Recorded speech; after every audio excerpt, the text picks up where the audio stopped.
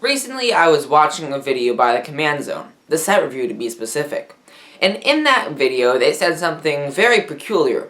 I think it's the top commanders for a Saga deck or potential are Ramos, Kenrith, Golos, because they have 5 colors.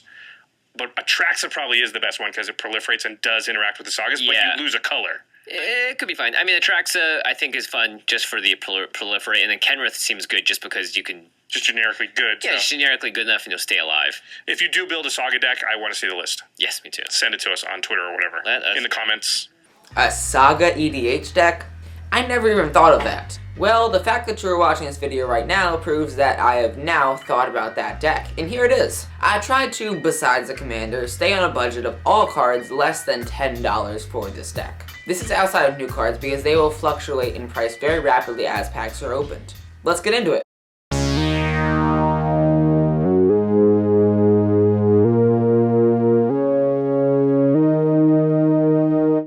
So the thing we need to know about Sagas is that they are numbered. Not a lot of them exist, but enough do exist to make a deck around them.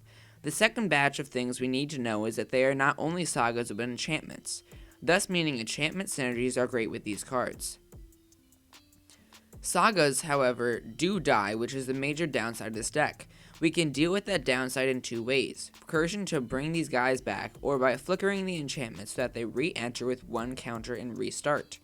This all means that this deck will be a fusion of different themes bonded together by one rather obscure card type. But before we get into what brings this deck together, let's go over the cards that allow this deck to operate. So, Sagas. First up onto Ye Olde Chopping Block is Chainer's Torment.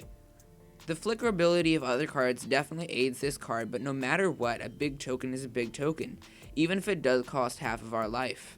Elspeth Conquers Death seems really good and versatile, especially when it allows us to reanimate. Elspeth's Nightmare is a solid hate card. Fall of the Thran is a solid hate card as well, because it will make people hate us. This card, however, is worth it, because Sagas allow us to sit on the battlefield with value still coming in the following turns for free, even when we have no mana. History of Benalia may not be as broken as it once seemed, but it's definitely playable. Cure Best Sea God is our finishing card in this deck, while cards like Madomi's Prophecy can set up and find a card like this. And may I say that this deck also probably has the best art of any deck in Magic. Phyrexian Scriptures is actually a board wipe, which is awesome, and Rite of Belzenok is risky, but if we can keep flickering it, we may never run out of blockers. Song of Fraelis is a solid ramp card, and the Antiquities War is going to act as fixing to ensure that we hit our ramp. All 2 artifacts in this deck. However, how much we can search just to find a solid ramp is impressive, and that's why this card will make the cut. A keen eye may notice that I have not mentioned any cards that are red yet. This is because I hate the color red and all that it has done to me. I'm serious. No, actually this is because we aren't playing red. I've decided to give up the color because Atraxa, Prayer's Voice, is such a synergistic commander. She can speed up how fast our Sagas will cycle through and hopefully come back. So now that we have that out of the way, let's get back to the Sagas. The Binding of the Titans is a super cool name for a card, which alone is enough because it's a Saga. The Birth of Meletus isn't as cool of a name, but nonetheless it's still a very playable card. And speaking of playable cards, not red. Ha! I really like red, I don't know why I'm saying this. The Eldest Reborn is what I was going to say before I got carried away by myself. The first Our Own Games is an incredible card in general. The Mending of Dominaria and the Mirari Conjecture are both sufficient, and the Mending actually synergizes with the Fall of the Thran very well. We finish up with 3 cards. Time of Ice, Tymaret Calls the Dead, and Triumph of Gerard.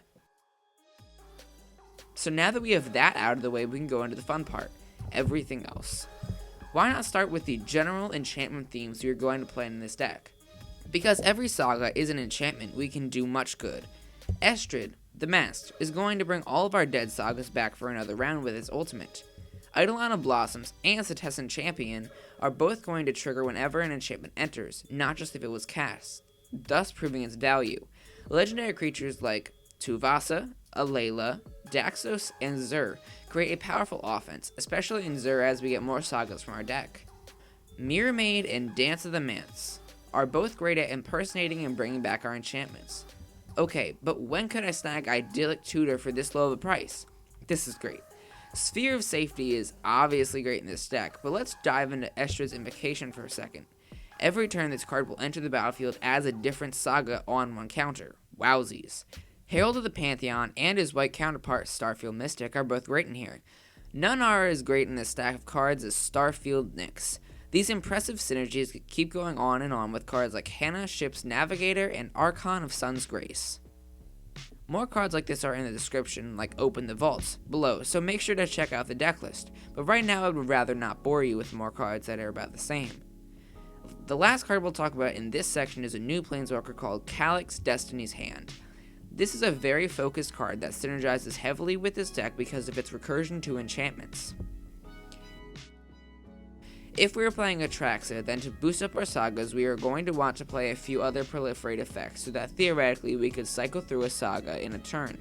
Flux Channeler and Inexorable Tide are two very good cards at accomplishing this goal. Other ways to flicker our sagas are with cards like Animachu or Brago. These are two better cards that can do this, but a card like Flicker Wisp can handle itself. Aid from the Cowl is a card that will activate due to all the sagas that will perish or be flickered. One of my favorite cards that, to be honest, I was quite unaware of until recently is called Cleansing Meditation. This jewel of a card will reset all of our sagas while taking our opponent's enchantments away. Destiny Spinner and Shimmering Chimera are our last two cards that we will feature in this deck tech. But how does this deck play?